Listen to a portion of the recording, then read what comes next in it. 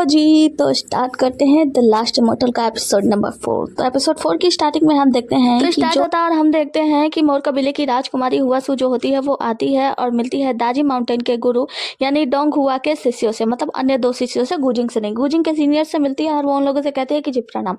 मैं बहुत ज़्यादा खुश हूँ जब मुझे पता चला कि जो डोंग हुआ है वो स्वर्ग में बहुत जल्दी सम्मिलित होने वाले हैं, तो मैं मिलने के लिए आ गई। खैर मेरी जगह पे तो मेरे पिता को आना चाहिए था, लेकिन दरअसल बात यह है कि कुछ कबीले वाले हैं जिन्होंने मेरे पिता के ऊपर हमला कर दिया था और वो अभी भी बुरी तरीके से घायल है, जिसके कारण वो यहाँ पर आ नहीं पाए और मैं यहाँ पे आ गई। खैर मैं आपसे एक मदद चाहती हूँ। मैंने सुना है कि डोंग हुआ यानी जो आपके गुरु जी हैं उनके पास एक ऐसी छतरी है जो कबीलों वालों से रक्षा करने में सक्षम है, तो मैं चाहती हूँ कि आप लोग उसमें हमारी मदद करें। तो यहाँ पे जो डोंग हुआ के शिष्य होते हैं वो लोग कहते हैं कि माफ़ कीजिएगा, दरअसल जो हमारे गुरु जी हैं उन्होंने वो छतरी भेंट स्वरूप हमारे छोटे मतलब कनिष्ठ भाई को दे दिया है, यानी गुजिंग को दे दिया है। तो ये कहती है कि क्या, तो वो कहते हैं कि हाँ। उसके बाद से वो उन्हें एक मुकुट दिखाते हुए कहती है कि ये हमारे मतलब ये हमारे मोर कबीले का पंखी मुकुट है, जो कि वहाँ पे बहुत ही ज़्यादा पवित्र है और बहुत ही ज़्यादा शक्ति मानी जाती है इससे। तो ये हम आप लोगों को देना चाहते हैं और बदले में जो वो छतरी है वो हम चाहते हैं ताकि हमारी रक्षा हो सके।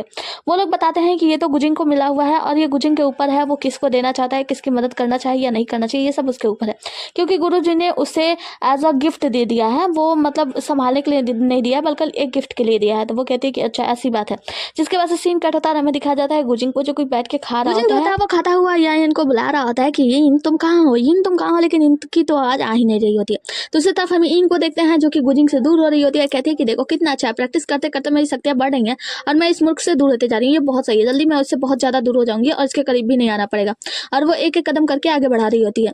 जिसके बाद से हम गुजिंग को देखते हैं, वो सोचता है कि आखिर इन चली कहाँ गई, अकेले चली गई, कहीं मुसीबत ना खड़ी कर दे। और फिर अपने शक्तियों से देखता है और कहता है कि ये पहाड़ के नीचे जा रही है और वहां से उठ के जाने लगता है। आगे की सीन में हम देखते हैं राजकुमारी हुआसू को। राजकुमारी हुआसू जो होती है वो गुजिंग को ढूंढते हुए आ रही होती है। तो उसकी नौकरानी कहती है कि आपको उसके पास जाने की क्या आवश्यकता है, आप एक लेटर लिख देती तो वो दौड़ता हुआ आपके पास चला जाता। वो कहती है कि नहीं, तो हमेशा प्यासे को कुएं के पास ही जाना चाहिए, क्योंकि मुझे उसकी आवश्यकता है, तो मुझे उसे ढूंढना चाहिए। जिसके बाद हम देखते हैं हुआसू जब आगे बढ़ती है तो सामने गुजिंग होता है। वो कहती है कि तुम गुजिंग हो ना। वो जाकर उन्हें प्रणाम करता है, बताता है कि मैं गुजिंग हूँ। वो कहते हैं कि मैं अच्छे से जानती हूँ, मुझे तुम अच्छे से याद हो और सबसे पहले तो मैं तुमसे माफी मांगना चाहती हूँ। वो कहता है कि किस लिए, वैसे आपको मैं याद हूँ, ये बहुत बड़ी बात है। तो यहाँ पे हुआसू कहती है राजकुमारी क्यों नहीं याद होगे, उस दिन जब मैंने तुम्हारी मदद की थी उसके बाद से तुमने मेरी इतनी बड़ी मदद की, मतलब सबको ये नहीं बताया कि फिनिक्स वर्ड की जो राजकुमारी थी वो मेरी वजह से ही डेथ हुई उसकी, मतलब मैंने उसके मरी को देखने की जिद की थी और उसे तुम लेने के लिए चले गए और इसकी वजह से तुम्हें इतनी ज्यादा सजा भी मिली। वो कहता है इसकी कोई आवश्यकता नहीं आपको माफी मांगने की, क्योंकि मेरे गुरुजी ने बस मुझे छोटी सी सजा दी थी। यहाँ पे राजकुमारी हुआसू तारीफ करते हुए कहते हैं कि वैसे देखा जाता तो तुम और भी ज्यादा खूबसूरत हो गए हो, काफी हैंडसम लग रहे हो। वो कहता है कि शुक्रिया, और मैं आपसे एक बात पूछना चाहता हूँ, मैंने आपको इतने सारे लेटर लिखे थे कि आपको मिला? तो राजकुमारी हुआसू कहती है कि हाँ मुझे लेटर मिला, लेकिन माफ करना मैं उसका जवाब तुम्हें नहीं दे पाई। वो कहता है कि कोई बात नहीं, आपने कोई जवाब नहीं दिया इसलिए मुझे थोड़ा सा अजीब लग रहा था। वो कहते हैं कि दरअसल बात यह है ना, हमारे कबीले पे ईगल कबीले वाले काफी वर्षों से हमला कर रहे हैं, जिसकी वजह से मेरे पिताजी भी बहुत ज्यादा घायल हो गए हैं और उस हमले की वजह से मैं आपको जवाब नहीं दे पाई, बस उसी में उलझी रही। वो कहता है कि खैर कोई बात नहीं। वो कहती है कि वैसे मैं आपसे कुछ मदद चाहती हूँ, वैसे क्या आप यहाँ पे खड़े खड़े बात करेंगे कि आप अंदर नहीं ले चलेंगे? गुजिंग कहता है कि नहीं नहीं राजकुमारी ऐसी बात नहीं, मैं तो बस भूल ही गया था, आइए आइए अंदर चलते हैं। जिसके बाद से वो राजकुमारी हुआसू को अंदर लेकर जाता है और ये लोग जाकर अंदर में बात करते हैं। दूसरी तरफ हम इनको देखते हैं जो कि एक एक कदम बढ़ा के बाहर की ओर निकल रही होती है, लेकिन अचानक से फिर उसके रस से खींचने लगती है और कहती है कि गुजिंग तुम कहाँ गए, और उसके तरफ खींचने लगती है, मतलब गुजिंग की तरफ खींचने लगती है। जैसे ये पीछे मुड़ती है वो देखती है अंदर की तरफ कि राजकुमारी हुआसू जो है वो बैठ के गुजिंग से बात करेंगी। कहती है कि ये राजकुमारी हुआसू है। गुजिंग बार बार उसके बारे में बातें करते रहता है। खैर बात तो करेगा, हुआसू है ही इतनी खूबसूरत, ये तो बहुत ही ज्यादा खूबसूरत लग रही है। खैर खड़े होकर सुनते हैं कि आखिर ये लोग बात क्या कर रहे हैं। हम देखते हैं कि राजकुमारी इन लोगों की बातें सुनती है। अंदर हुआसू जो होती है वो कहती है कि एक्चुअली जिन बात ये है ना कि मैं तुमसे कुछ मदद चाहती हूँ। वो कहता है कि हाँ हाँ बताओ ना, अगर मेरे में होगा तो मैं आपकी मदद जरूर करूंगा। वो बताती है कि दरअसल बात यह है, ईगल कबीले वाले हमारे मोर कबीले वाले लोगों के ऊपर हमला कर रहे हैं, तो मैं चाहती हूँ कि तुम अपना वो आसमान को ढकने वाली जो छतरी है वो मुझे दे दो, बस 1 साल के लिए। 1 साल में मैं उसका उपयोग करूंगी और उस कबीले वालों को हराने के बाद, मतलब जो ईगल कबीले वाले उन लोगों को हराने के बाद मैं तुम्हें वो छतरी वापस दे दूंगी। गुजिंग कुछ बोलता है इससे पहले ही हम देखते हैं कि इन जो होती है आईन उतरती हुई आती है, कहती है कि नहीं नहीं राजकुमारी हुआसू ये गलत है, वो बिल्कुल आपको वो उधार में दे ही नहीं सकते। तो यहाँ पे गुजिंग जो होता है वो कहता है कि चुप करो, क्या बकवास करी हो। वो कहते हैं कि नहीं नहीं मैं बकवास नहीं कर रही हूँ, क्या ये झूठ है, आप उसके साथ प्रैक्टिस नहीं कर रहे हैं। आसमान को ढकने वाली जो छतरी है उसका उपयोग आप कर रहे हैं फिनिक्स वर्ड की राजकुमारी को वापस लाने के लिए, उसके आत्मा के साथ को ढूंढ रहे हैं और आप दिन रात उसके लिए प्रैक्टिस करते हैं। हाँ कभी कभी आप बहुत ही ज्यादा बेकार हो जाते हैं, आप प्रैक्टिस नहीं करते, मुझे बहुत ज्यादा मेहनत करनी पड़ती है आपके पीछे दौड़ने में। यहाँ पे जो हुआसू होती है वो कहती है कि देखो ऐसी कोई बात नहीं है, दरअसल मुझे 1 साल के लिए चाहिए था। तो वो कहती है कि नहीं नहीं आप आपको नहीं मिल सकता, आपको कैसे मिल सकता है। गुजिंग जो होता है वो समझाने की कोशिश करता है कि यिन तुम चुप करो, मुंह बंद करो, क्या बकवास करिए तुम। वो कहती है कि नहीं नहीं मैं बकवास नहीं कर रही हूँ, देखिए राजकुमारी हुआ आप बहुत ज्यादा खूबसूरत है, मैं कसम से कह रही हूँ, मैं आपसे बिल्कुल झूठ नहीं बोलूंगी मैं, लेकिन मैं सच कह रही हूँ। ये फोनिक्स क्वार्ट की राजकुमारी की आत्मा का सार जो कई क्षेत्रों में बिखर गया है, उन आत्मा के सार को ढूंढने के लिए गुजिंग बहुत ज्यादा मेहनत कर रहा है, और वो छतरी तो आपको दे ही नहीं सकता, बिल्कुल नहीं दे सकता, सच बता रही हूँ मैं, झूठ बिल्कुल नहीं बोलती हूँ। गुजिंग उसका मुंह बंद कर रहा होता है, कहता है कि बंद करो, मुंह बंद करो, क्या बकवास कर रही हो। यहाँ पे जो होती है राजकुमारी हुआ सुबह समझ जाती है कि मुझे नहीं मिलने वाला, तो वो कहती है कि खैर कोई बात नहीं, मैंने आपसे मांगा, ये मेरी ही गलती थी, लेकिन मुझे माफ कीजिएगा, मैं थोड़ा ज्यादा ही कर गई। यहाँ पे जो राजकुमारी मतलब इन जो होती है वो कहती है कि देखो राजकुमारी मुझे माफ कर देना, दरअसल मैं जानती हूँ कि आप अपने लोगों के लिए बहुत ज्यादा चिंतित हैं, आप अपने वर्ड के लोगों को बचाना चाहती हैं, लेकिन ये बहुत गलत है, मैं ऐसा नहीं करने दे सकती। गुजिंग वो अगर दे देगा छतरी तो इसके किसी काम का नहीं रहेगा। मतलब यहाँ पे जो राजकुमारी फिनिक्स वर्ड की राजकुमारी जो होती है वो उसे रोकने का प्रयास करती है। गुआसू जो होती है वो कहती है कि खैर कोई बात नहीं है, और वहां से उन लोगों को प्रणाम करके निकल के जाने लगती है। गुजिंग जो होता है वो समझाने की कोशिश करता है कि तुम क्या कर रही हो, तुम क्या बकवास कर रही थी। वो कहती है कि मैं बकवास नहीं कर रही हूँ, मैं बिल्कुल सही कह रही हूँ। हम देखते हैं कि जब राजकुमारी हुआ वहां से निकलने लगती है तो गुजिंग उनका पीछा करता है, कहता है कि राजकुमारी रुको, तो मुझे आपसे कुछ बात करना है। तभी हम देखते हैं कि जो यिन होती है उसके ऊपर जादू करती है, और वो पड़ाक करके नीचे वहीं पे धमाक से गिर जाता है। जैसे वो नीचे गिरता है राजकुमारी हुआ पीछे मुड़ती है, और यहाँ पे गुजिंग बहुत ज्यादा शर्मा जाता है, क्योंकि वो तो गिरा पड़ा है। कि सीन में हम देखते हैं कि इनको जो है ना गुजिन ने सजा दी होती है, और इन दौड़ रही होती है, और कह रही होती है कि देखो जिन, ये सब मैंने तुम्हारे लिए किया है। गुजिंग अगर मैं ऐसा ना करती तो तुम्हारी शक्तियों का क्या होता। तुम्हें पता है ना कि तुम आसमान ढकने वाली छतरी अगर तुम उस हुआ शुगो दे देते तो तुम्हारे लिए बहुत ज्यादा परेशानी खड़ी हो जाती, क्योंकि तुम्हें आत्मा का सार भी ढूंढना था। अगर ढूंढने जाते तुम्हारे पास इतनी शक्तियां भी नहीं है कि उसके बिना तुम काम कर सको, तुम बहुत बड़ी मुसीबत में पड़ सकते थे, इसलिए मैंने ये सब तुम्हारे लिए ही किया है। गुजिंग कहता है कि ठीक है फिर मैं आराम करने जा रहा हूँ और तुम ऐसे ही दौड़ते रहो। वो कहती है कि नहीं नहीं मास्टर रुको रुको, मैं तुम्हारी नौकर हूँ, इसका मतलब ये नहीं कि तुम मुझे इतना तड़पाओगे। जिसके बाद हम देखते हैं कि इन जो होती है वो दौड़ रही होती है, और वहाँ से गुजिंग चला जाता है। तभी हम देखते हैं यहाँ पे किंगी आता है और कहता है कि छोटी लड़की तुम यहाँ पे क्या कर रही हो। वो कहती है कि हाँ मैं बस थोड़ा सा व्यायाम कर रही थी। वो कहता है कि क्या तुम कुछ ज़्यादा ही व्यायाम नहीं कर रही हो आधी रात के समय। वो कहती है कि हाँ इस समय मैं अपने शरीर को लेकर कुछ ज़्यादा ही चिंतित हूँ, ताकि मैं हिष्ट पुष्ट रहूँ, इसीलिए मैं व्यायाम कर रही हूँ। तो वो कहता है कि वो उसके साथ दौड़ते दौड़ते कहता है कि अच्छा तो जो तुमने मंगाया था वो मैं कुछ किताबें लेकर आया हूँ। इन जो होती है वो सारी किताबों को देखती है वैसे दौड़ते दौड़ते, और एक एक किताबें को पढ़ के फेंकती है, कहती है ये मेरे काम का नहीं, ये मेरे काम का नहीं। जिसमें से एक किताब रहता है जिस पर लिखा रहता है कि अपने मालिक को कैसे बस में करे। वो कहती है कि हाँ ये किताब मेरे काम का है, और उसमें पढ़ती है कि मालिक को बस में करने के लिए अपने मालिक की हर एक बात में हाँ में हाँ मिलानी चाहिए, उसकी बात माननी चाहिए, और उसकी ढेर सारी तारीफ करनी चाहिए, जिससे कि वो तुम्हारी बात मानने लगेगा। इन जो होती है कहती है कि ये काफ़ी अच्छा मतलब अच्छा किताब है, मुझे लगता है कि शायद कामगर होगा। और किंगी को कहती है कि अब तुम चले जाओ और मैं ऐसे ही अपना व्यायाम करती रहूंगी। किंगी जो होता है वहाँ से चला जाता है और वो किताबों को पढ़ने लगती है। सीन कट होता है, दूसरे दिन का सीन दिखाया जाता है जहाँ पे हम देखते हैं आत्मा के अगले सार को ढूंढने के लिए माउंटेन से जाने के लिए तैयार हो रहे होते हैं। यहाँ पे इंग जो होती है उसकी हालत खराब होती है, क्योंकि वो कल रात पूरी रात दौड़ी है। गुजिंग कहता है कि जल्दी करो क्या हुआ तुम्हारे पैर को। तो वो कहती है कि जब पूरी रात दौड़ाए होते इतनी परेशानी तो होगी। वो कहता है कि अच्छा ठीक है फिर जल्दी करो, और वहाँ से जाने लगता है। इन फिर अपने मन में सोचती है कि मैंने किताब में क्या पढ़ा था, मैंने पढ़ा था कि मालिक को खुश करने के लिए क्या क्या करना चाहिए। तो उसके बाद से वो उसे एक मिठाई का डब्बा देते हुए कहती है कि ये धरती लोग की मिठाई है जो कि मैंने बनाना सीखा और मैं आपके लिए लेकर आई हूँ, तो आप इसे खाओ, चक्कर बताओ कैसा बना है। वो कहता है कि क्या सच में तुमने बनाई है, इसमें जहर भी तो हो सकता है। वो कहती है कि मैं जहर कहाँ से डालूंगी, मैंने सच में तुम्हारे लिए बनाई है, अगर खाना है तो खाना। तो जिसके बाद हम देखते हैं गुजिंग जो होता है वो मिठाई लेकर खाता है, कहता है कि वाह काफी टेस्टी है। वो कहती है कि अच्छा सच में। तो वो कहता है कि हाँ जब फ्री होना तो फिर से मेरे लिए ये मिठाई बनाने लगना। उसके बाद से कहती है कि कहता है चलो अब चलते हैं। जहाँ से गुजिंग वहाँ से जाने लगता है तो इन उसके पीछे जाती है, लेकिन उसे चला नहीं जा रहा होता है। तो गुजिंग उसे तरस आता है उसके पे, फिर वापस आता है और उसका हाथ पकड़ के आराम से लेकर जाता है कि चलो आराम से चलो। वो कहती है कि ऐसा लगता है कि मेरा जादुई मंत्र काम कर रहा है, मतलब जैसा कि मैंने इसकी तारीफ की है, इसके लिए खाने को लाया तो ये मेरी देखभाल कर रहा है, मतलब इतने अच्छे से, ये तो काफ़ी अच्छा है। मतलब वो किताब कामगर है। और ये सोच रही होती है, ये लोग यहाँ से निकल रहे होते तभी हम देखते हैं दाजी माउंटेन के जितने भी सारे लोग होते हैं, मतलब इसके सीनियर वीनियर, वो सभी लोग यहाँ पे पहुंच जाते हैं। गुजिंग कहता है कि सीनियर आप लोग को आने की आवश्यकता नहीं थी, मैं अपनी रक्षा स्वयं कर सकता था, देखो और अब हमारी शक्तियाँ भी बढ़ गई हैं। सीनियर लोग जो होते हैं वो लोग बताते हैं कि हमें पता है, लेकिन जब तुम फॉक्स किले में जा रहे हो, मतलब फॉक्स की दुनिया में जा रहे हो, वहाँ पे हमारे ये है वो है, मतलब बहुत सारे रास्ते बताते हैं और कहते हैं कि फॉक्स के जो किंग हैं वो जो फेंग युआन है वहाँ से होकर तुम्हें दूसरे किंग के पास ये जाना होगा, वहाँ जाना होगा, मतलब रास्ते वास्ते होते हैं जो भी समझाते हैं। उसके बाद से हम देखते हैं कि गुजिंग जो होता है वो कहता है कि जी मैं आपकी बात समझूंगा। गुजिंग ये इनको लेकर मतलब जो मिठाई होता है उसका डब्बा पैक करता है, उसके साथ लेकर उड़ जाता है, वहाँ से चले जाता है। और सीनियर लोग जो होते हैं इसे बाय करते हैं। सीन कट होता है, हमें दिखाया जाता है होंग ही को। होंग ही जो होता है वो मौत के तीसरे चरण में पहुंच चुका होता है और यहाँ पे चारों तरफ से उसके ऊपर हमले हो रहे होते हैं। होंग ही जो होता है बड़ी चालाकी से इन चारों को मार देता है, मतलब चारों को मार गिराता है। जिसके बाद से ये कहता है, मतलब यहाँ से एक आवाज़ आती है और घोषणा की जाती है कि होंगी आप इस मौत के तीसरे चरण में जीत चुके हैं। जिसकी वजह से होंगी जो होते हैं वो खुशी नहीं मनाता है, उससे पहले ही कहता है कि मेरे माता पिता की इस चरण में मृत्यु हो गई, अब मुझे स्वर्ग जाने से पहले सबसे पहले मुझे अपने पिता के मौन चक्र को लेना होगा। जिसके लिए वो वहाँ से उड़कर एक नदी के किनारे जाता है और वहाँ से कुछ जादू करता है और नदी के अंदर से एक मौन चक्र नुमा मतलब एक चक्र जैसी चीज इसके पास बढ़ती है। चक्र इसके तरफ बढ़ रही होती है, तभी हम देखते हैं वो दुष्ट व्यक्ति यानी वो जो छाया होता है उसको देखता है और वो उस चक्र को अपनी तरफ खींचने लगता है, मतलब अपनी जादुई शक्तियों का इस्तेमाल करता है और वो चक्र जो होता है होंगी की तरफ ना जाते हुए उस छाया के पीछे पीछे जाने लगता है। अब होंगी उस चक्र का पीछा करते हुए उसी जगह पे पहुंचता है जहाँ पे हमें पता चलता है कि ये एक ऐसी जगह है जहाँ पे 3 मुख वाला एक ड्रैगन है, जो कि साल में एक बार ऐसा वक्त आता है जब वो ड्रैगन जो है पूरी तरह राक्षस में बदल जाता है और वहाँ पे एक बवंडर सा रास्ता दिखता है, जो बवंडर पूरी तरीके से आकाश से जुड़ा हुआ है। यहाँ पे छाया के मालिक ने मतलब वो जो लेडी थी उसने इससे कहा था कि उसको यानी होंगी को लेकर इसी जगह पे पहुंच जाना और इस जगह पे पहुंच के किसी भी तरह उस व्यक्ति को उस बवंडर के अंदर में डाल देना, यानी होंगी को हम देखते हैं कि वो उस चक्र का पीछा कर रहा होता है और चक्र जो होता है वहां से जाता है और मतलब ड्रैगन जो बना होता है उससे टकरा कर उस चक्र के अंदर चला जाता है। अब चक्र के अंदर मतलब अपने चक्र को लेने के लिए होंगी जो होता है वो भी उस चक्र का पीछा करता है, उस बवंडर के अंदर चला जाता है।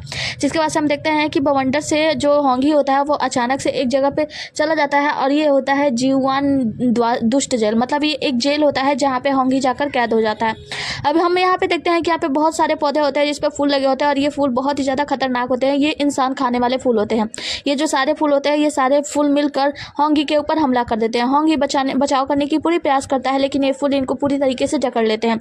होंगी जब बुरी तरीके से जकड़ा जाता है इसके मुंह से खून निकलने लगता है, यानी देखा जाए तो ये बहुत बुरी तरीके से आहत हो रहा होता है, तो फिर अपने शक्तियों का भी इस्तेमाल करता है लेकिन कुछ भी नहीं हो रहा था। तभी हम देखते हैं कि अचानक से ये सारे फूल टूटकर मतलब गिरने लगते हैं और अचानक से वहाँ पे वो जो दुष्ट लेडी होती है वो पहुंच जाती है। वो जो दुष्ट महिला आई होती है वो होंगी के ऊपर हमला करती है और होंगी अपने बचाव के लिए एक बड़ा सा डंडा निकालता है, मतलब एक बड़ा सा डंडा लेता है या यूं कहें भाला लेता है। ये दोनों लोग एक दूसरे से लड़ाई करते हैं भाले से या कहीं से एक आकाशवाणी होती है और आवाज आता है। होंगी को बताया जाता है कि होंगी अगर तुम्हें दुष्ट महिला से बचना है तो पश्चिम की तरफ जो दिव्य पेड़ स्थित है वहीं पे जाकर छुप जाओ। ये जो दुष्ट महिला है ये एक शैतान है और शैतान कभी भी दिव्य पुष्प पर वार नहीं कर सकता। जिसके बाद से होंगी को समझ में आता है कि अब मेरे पास बचने के लिए बस एक ही रास्ता है और वहाँ से तुरंत ही उड़कर एक दिव्य पुष्प मतलब दिव्य पौधे के तरफ चला जाता है, मतलब वहाँ पे जो सुनहरा पौधा होता है वो उसी के तरफ जाकर वहाँ पे बस जाता है, मतलब वहाँ पे जाके छिप जाता है। हम देखते हैं दुष्ट महिला उसके ऊपर हमला करने की कोशिश करती है लेकिन उस दिव्य पुष्प या दिव्य पेड़ की वजह से हमला नहीं कर पा रही होती है। होंगी जो होता है वहाँ पे जाने के बाद एक छोटा सा फॉक्स में कन्वर्ट हो जाता है और वहीं पे रह जाता है। सीन कट होता है और हमें दिखाया जाता है फॉक्स कबीले का सीन। यहाँ पे हम देखते हैं एक बुजुर्ग जो होती हैं इनका नाम होता है होंगमेई। होंगमेई जो होती हैं वो होंगी के चाची से उनसे बात करती हैं और कहती हैं कि देखो मैंने किसी का पीछा करने के लिए भेजा, मतलब किसी को भेजा था पीछा करने के लिए होंगी का, लेकिन होंगी जब मौत की दुनिया के तीसरे चरण में पहुंचा उसके बाद से वो वहीं से अचानक से गायब हो गया। इसकी चाची जी बहुत ही ज़्यादा चिंतित होती है और कहती हैं कि तुमने पता लगाना अच्छे से पूछा ना, तो वो कहती है कि हाँ मैंने अच्छे से पूछा है और होंगी का कुछ खबर नहीं है। जिसके बाद से चाची जी वहाँ से गायब हो जाती हैं और वो वहीं पे पहुँचती हैं जहाँ पे तीसरे चरण की दुनिया तीसरे चरण के मौत की दुनिया के बाहर पहुँचने के बाद यहाँ पे खड़े होकर सोच रही होती है और बातें कर रही होती है उन लोगों से कि हाँ मेरा भतीजा होंगी जो है इसके अंदर प्रवेश किया था वो यहाँ से कहाँ गया। तभी हम देखते हैं कि वहाँ से वही ड्रैगन बाहर आता है, 3 मुख वाला ड्रैगन, और उससे कहता है कि तुम्हारा भतीजा होंगी जो है वो तुम्हारे कबीले का है और उसने बहुत ही दुष्टता की है मुझे जगाकर, उसके वजह से मेरी नींद हराम हो गई, इसीलिए मैं तुम्हारे कबीले के किसी भी व्यक्ति को नहीं छोड़ूंगा, जो भी यहाँ पे आएगा वो जलकर मारा जाएगा और उसके ऊपर आग उगलने लगता है। हम देखते हैं कि चाची जी होती है ना वो अपना बचाव करने का पूरा प्रयास करती हैं और कहती हैं कि देखो मैं पूरी मतलब शिद्दत के साथ कह सकती हूँ कि मेरा भतीजा होंगी अब कभी भी ऐसी गलती नहीं कर सकता। सीन कट होता है, हमें दिखाया जाता है गुजिंग और आयन को। गुजिंग और आयन जो होते हैं वो दोनों फॉक्स कबीले के मतलब दुनिया में पहुंचते हैं और फॉक्स कबीले के दुनिया में पहुंचकर यहाँ पे जो आयन होती है वो कहती है कि देखो ना ये कबीला कितना ज़्यादा मतलब संतुष्टि दे रहा है, ये बहुत ज़्यादा खूबसूरत है। गुजिंग उसे कहता है कि मुँह बंद करो, क्या तुम मुँह बंद नहीं रख सकती, तुम्हें पता है ना ये राक्षसी कबीला है तो यहाँ पे लोग सुन लेंगे और तुम्हारे को ख़त्म कर देंगे। वो कहते हैं कि अच्छा ठीक है, लेकिन देखो ना ये कबीला कितना ज़्यादा मतलब सुंदर दिख रहा है ना, अद्भुत है ये कबीला। वो कहता है कि हाँ मैं समझ सकता हूँ। हम देखते हैं कि यहाँ पे इन जो होती है वो बहुत ही ज़्यादा खुश हो जाती है और इधर उधर चलने लगती है, मतलब आगे आगे जाने लगती है। गुजिंग कहता है कि देखो तुम्हें संभल के चलना चाहिए क्योंकि ये जो कबीला है ना ये स्पिरिचुअलिटी से भरा हुआ है, मतलब देखा जाए तो बहुत ज़्यादा ऐसी शक्तियों से भरा हुआ है जो जब बाहर निकलेंगे तो तुम्हें खा जाएंगे, तुम्हें पता भी नहीं चलेगा और वो कब तुम्हें बचा जाएंगे। हम देखते हैं कि हमारी हीरोइन जो होती है वो थोड़ा सा डर जाती है और आगे बढ़ती है। तभी हम देखते हैं कि वो अपने असली रूप में आ जाती है, यानी छोटे से ड्रैगन में बदल जाती है। हमारा जो हीरो होता है वो कहता है कि जल्दी अपना मतलब भेष बदलो, इन जल्दी बदलो और जल्दी से एक एक लड़की बन जाओ। वो कहती है कि अरे मैं पूरी कोशिश कर रही हूँ लेकिन मैं कर नहीं पा रही हूँ, क्योंकि यहाँ की जो स्पिरिचुअलिटी वाली शक्ति है ना वो बहुत ही ज़्यादा अधिक है। वो कहता है कि नहीं नहीं ऐसा नहीं हो सकता, रुको मैं कुछ करता हूँ। और फिर हम देखते हैं वहाँ से कुछ आवाज़ आती है, कहते हैं लोग कि तुम कौन हो। तभी हम देखते हैं गुजिंग जो होता है वो यिन को वो अपने कपड़े में छिपा लेता है और कहता है कि रुको तुम, और उसके ऊपर शक्तियों का इस्तेमाल करता है, जिससे जो यिन होती है वो फिर लड़की में बदल जाती है। वो कहती है कि ये क्या हुआ मेरे साथ। तो वो कहता है कि यहाँ की स्पिरिचुअल शक्ति जो है वो इतनी ज़्यादा बढ़ गई है कि जब यहाँ पे कोई भी ऐसा व्यक्ति आएगा जो कि कुछ और है, मतलब मनुष्य ना होकर कुछ और है, तो और मतलब उसकी शक्तियाँ कुछ अलग है, तो वो अपने असली रूप में यहाँ पे आ ही जाएगा, इसीलिए तुम्हारे साथ ऐसा हुआ। वो कहती है कि तो फिर हमें क्या करना होगा। वो कहता है कि तुम चिंता मत करो, बाहर ही मैंने तुम्हारे ऊपर कुछ शक्तियों का उपयोग किया था, जिससे कि यहाँ पे जब तुम्हारा बदलाव होगा तो तुम एक बिल्ली के रूप में दिखाई दोगी। मतलब सबको लगेगा कि तुम एक स्पिरिचुअलिटी वाली बिल्ली हो, मतलब एक शक्तिशाली बिल्ली हो, इसके वजह से तुम्हें कोई नुकसान नहीं होगा। वो कहते हैं कि क्या सच में। वो कहता है कि हाँ। तभी हम देखते हैं वहाँ पे कुछ आवाज़ आती है और एक आदमी आता है और इसका नाम होता है, तो इस आदमी का नाम होता है होंगहुआ। और वो बताता है कि मैं अपने राजा के एक मामूली से सैनिक को, बताइए आप यहाँ पे क्यों आए हैं और आप कौन है। यहाँ पे हम देखते हैं कि गुजिंग जो होता है वो बताता है कि मैं गुजिंग हूँ दाजी माउंटेन से, और इनका भी मतलब बताता है कि ये इन है, ये मेरे साथी दाजी माउंटेन से आई है।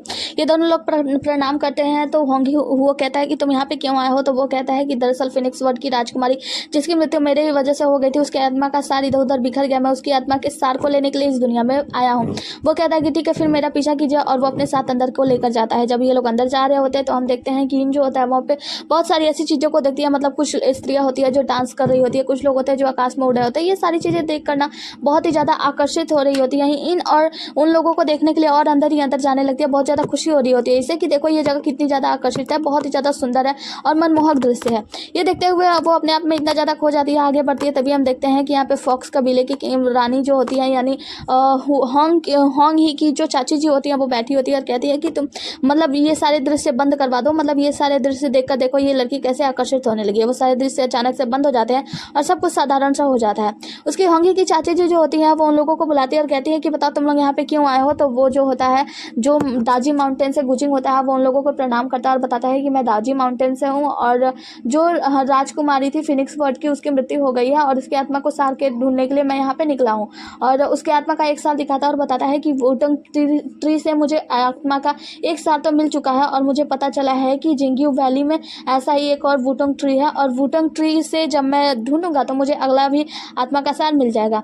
तो यहाँ पे होंगी की जो चाची जी होती हैं वो कहती हैं कि लेकिन तुम हमारे माउंटेन से नहीं हो, देखा जाए तो तुम हमारे लोग से नहीं हो, तो मैं तुम्हारा विश्वास क्यों करूँ। तुम हमारे वुटंग ट्री को नुकसान भी तो पहुंचा सकते हो, क्योंकि वुटंग ट्री जो है वो हमारे स्पिरिचुअल जो फॉक्स हैं उन लोगों को शक्ति देने का काम करता है। वो कहता है कि मैं वादा करता हूँ कि मैं वुटंग ट्री से उस आत्मा के सार को लेने के अलावा कुछ भी ऐसा नहीं करूँगा। तो वो कहती है कि लेकिन मैं ऐसा नहीं कर सकती। तभी हम देखते हैं कि जो हमारी इन होती है वो कहती है तो आप चाहती क्या है। तो वो कहती है, मतलब जो चाची जी होती है वो कहती है कि काफ़ी समझदार हो, तो फिर ठीक है एक काम करो, पर्पल मून माउंटेन में मेरा भतीजा होंग ही जो है वहाँ पे गया था, और वहाँ पे जाने के बाद वो गायब हो गया था। तो अगर तुम लोग उसे ढूंढ के ला देते हो तो मैं तुम लोगों को जिंगयू वैली जाने की इजाज़त दे दूंगी और तुम लोग अपना काम कर सकते हो। गुजिंग कहता है कि ठीक है फिर, वैसे भी हम जल्दी पर्पल मून माउंटेन पे भी जाने वाले हैं, क्योंकि वहाँ पे भी एक वुटंग पर मौजूद है, वहाँ से भी हम आत्मा का सार लेने के लिए जाने ही वाले हैं। तो फिर ठीक है पहले हम वहीं जाएंगे और वहाँ से आत्मा का सार लेकर, और साथ में आपके 9 पूछे वाले लोमड़ी जो हैं आपके जो भतीजे हैं होंगी उन्हें भी लेकर वापस आएंगे। यहाँ पे जो चाची जी होती है वो कहती है कि ठीक है फिर तब आप लोग यहाँ से प्रस्थान कर सकते हैं, और ये लोगों ने प्रणाम करने के बाद यहाँ से निकल जाते हैं। हम देखते हैं कि इन जो होती है वो पूछती है हमारे हीरो से गुजिंग से कि आखिर ये सब क्या चल रहा है, मतलब पर्पल मून माउंटेन में वहाँ से लोग इतना ज़्यादा डरते क्यों हैं, ये लोग भी तो चाहते तो जाके होंगी को छुड़ा कर ला सकते थे। तो यहाँ पे गुजिंग जो होता है वहाँ के बारे में कहानी बताता है और बताता है कि वहाँ पे एक ईश्वरीय मतलब 2 ईश्वरीय देव रहा करते थे, जो कि पर्पल मून वाले मतलब उस जगह का रक्षा करते हैं। और तुम्हें पता है कि वो जो व्यक्ति है ना उनके हाथ पे एक चंद्रमा है जो कि पर्पल कलर का है, और उससे लोग इतना ज़्यादा डरते हैं क्योंकि वो बहुत ही ज़्यादा भयानक और खतरनाक है। अभी ये लोग बातें करते हुए जा रहे होते तभी हम देखते हैं कि वहाँ पे जो मोर कबीले की राजकुमारी होती है यानी हुआ शुरू, वो किसी से लड़ाई करते हुए वहाँ से भाग रही होती है, और इनके पीछे ईगल कबीले के कुछ लोग लगे होते हैं, और एक राजकुमारी होती है। राजकुमारी जो होती है वो राजकुमारी हुआ शुरू को उठाकर दूर फेंकती है और कहती है कि तुम्हारी हिम्मत कैसे हुई हमारे ईगल कबीले में घुसपैठ करने के बाद चोरी करने की। यहाँ पे जो राजकुमारी हुआ शुरू कहती है वो कहती है कि मैंने कोई गलती नहीं की। ईगल कबीले की राजकुमारी यान शुआन कहती है कि अच्छा तुमने कोई गलती नहीं की है, तुम्हारी हिम्मत कैसे हुई बिजू लिंगजी को चुराने की, जल्दी से वो हमें वापस कर दो, उसके ऊपर हमला कर देती है। हम देखते हैं कि मोर कबीले की राजकुमारी जो हुआ शुरू होती है वो उन लोगों के हमले का वो मुंह तोड़ जवाब दे रही होती है। तभी यहाँ पे हम देखते हैं गुजिंग आता है और वो वही छतरी का इस्तेमाल करता है, कहता है कि मुझे छतरी का इस्तेमाल करना होगा, और तुरंत छतरी का इस्तेमाल करके राजकुमारी हुआसू को बचा लेता है। जिसके बाद से ईगल कबीले की यान शुआन जो होती है वो कहती है कि तुम हो कौन और तुम यहाँ पे क्या कर रहे हो। गुजिंग कहता है कि मैं दाजी माउंटेन से गुजिंग हूँ और तुम लोगों की हिम्मत कैसे हुई, मतलब एक साथ 5-5 लोग मिलकर ये राजकुमारी के ऊपर हमला कर रहे हो हुआसू के ऊपर, क्या तुम लोगों को शर्म नहीं आती। तो यहाँ पे यान शुआन जो होती है वो कहती है कि मैं यान शुआन हूँ ईगल कबीले से, मैं भी तुम्हें देख लूंगी, और वहाँ से चली जाती है। जब वो छतरी देखती है तो पहले तो डर जाती है और वहाँ से चली जाती है। जिसके बाद से गुजिंग जो होता है वो राजकुमारी को यानी कि मोर राजकुमारी को उठाता है हुआसू को और कहता है कि आप ठीक तो है ना। तो वो कहती है कि हाँ मैं फिलहाल ठीक हूँ।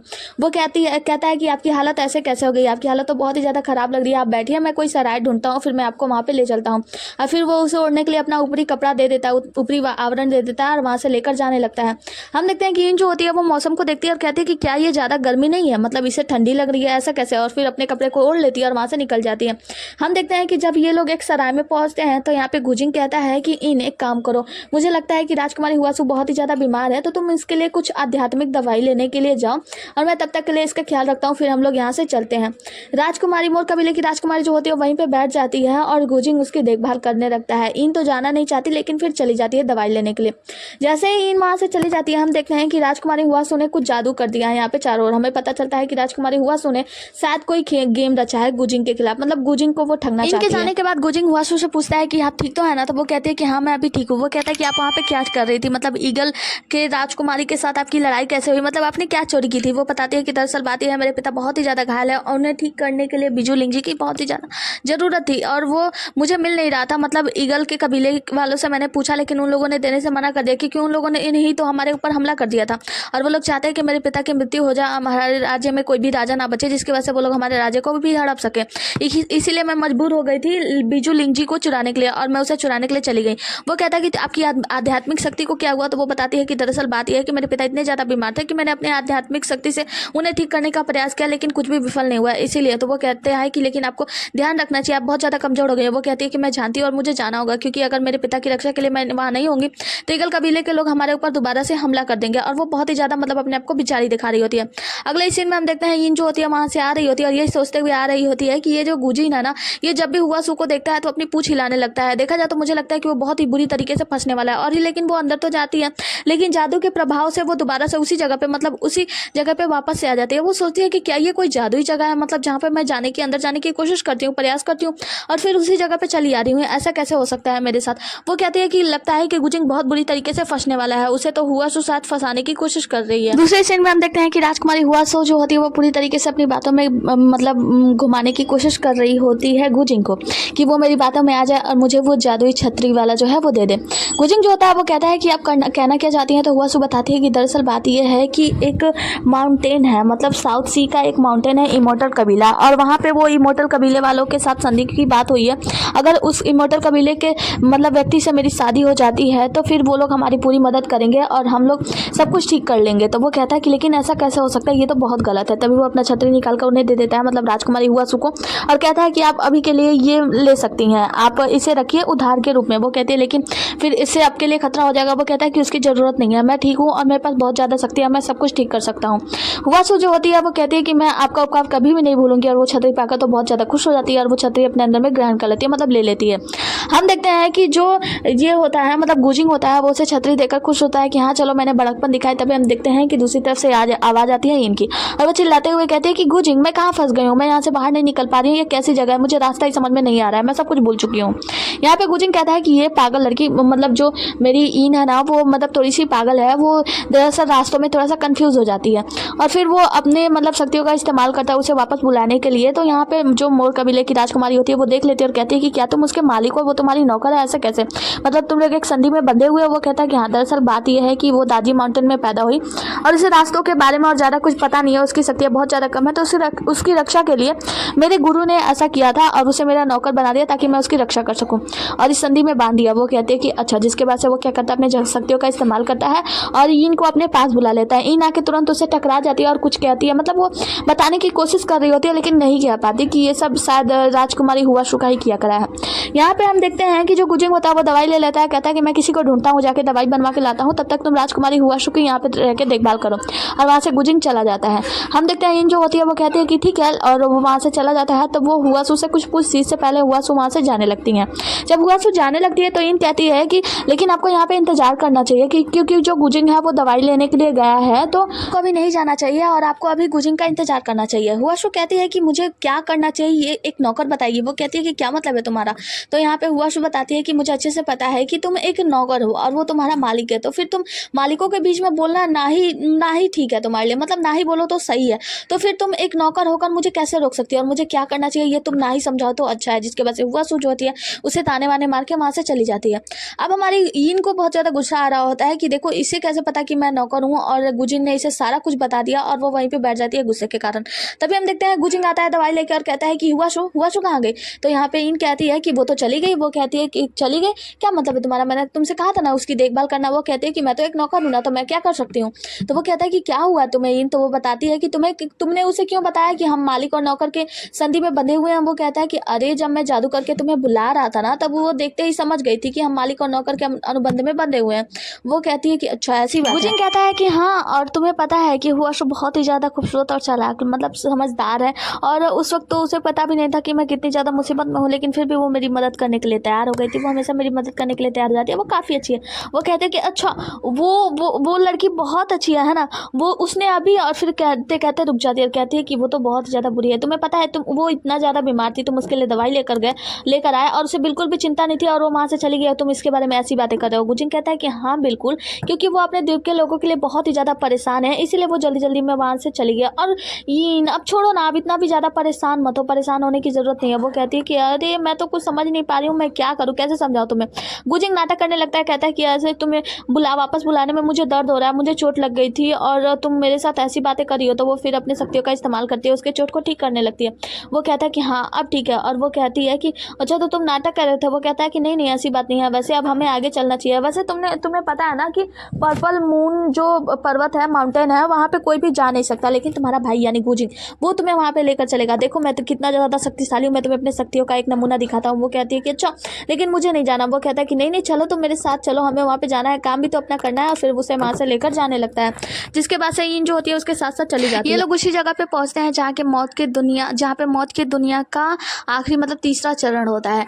यहाँ पे पहुँचने के बाद हमारी हीरोइन जो होती है वो कहती है कि ये वही जगह है। वो कहता है कि हाँ यहाँ से आज तक कोई भी जीवित नहीं पहुँच पाया। तुम्हें पता है यहाँ पे आने के बाद ना बड़े से बड़े राक्षस, दानव और मतलब गंधर्व सभी लोग डरते हैं यहाँ पे आने से। तो वो कहती है कि तब हमें यहाँ पे चलना चाहिए, हम यहाँ पे कैसे जाएंगे, अगर हम जाएंगे तो हमारे ऊपर भी हमला हो सकता है, चलो ना हम कुछ प्रैक्टिस करने के बाद आएंगे। वो कहता है कि तुम डरो मत, तुम बस मेरे साथ चलो। ये लोग आगे जाते हैं तो वहाँ से आवाज़ आती है कि तुम कौन हो बेहुदे लड़के। तो यहाँ पे जो हमारा हीरो होता है और कहता है कि तुम कौन हो, बाहर आओ। हम देखते हैं 3 मुख वाला ड्रैगन जो होता है वो बाहर आता है और कहता है कि तुम बेहुदे व्यक्ति, तुम हो कौन, अंदर आने का प्रयास कर रहे हो, इतने उद्दंडता से बात कर रहे हो। गुजिंग कहता है कि तुम अच्छा तो तुम ही हो 3 मुंह वाले ड्रैगन राक्षस, तुम बहुत ही ज़्यादा बुरे हो, तुम यहाँ पे आने जाने वाले लोगों को परेशान करते हो, उन लोगों को मारते हो। वो कहता है कि हाँ मारता तो हूँ और तुम्हें भी नहीं छोड़ूंगा। जिसके बाद से ये इन लोगों के ऊपर हमला करता है।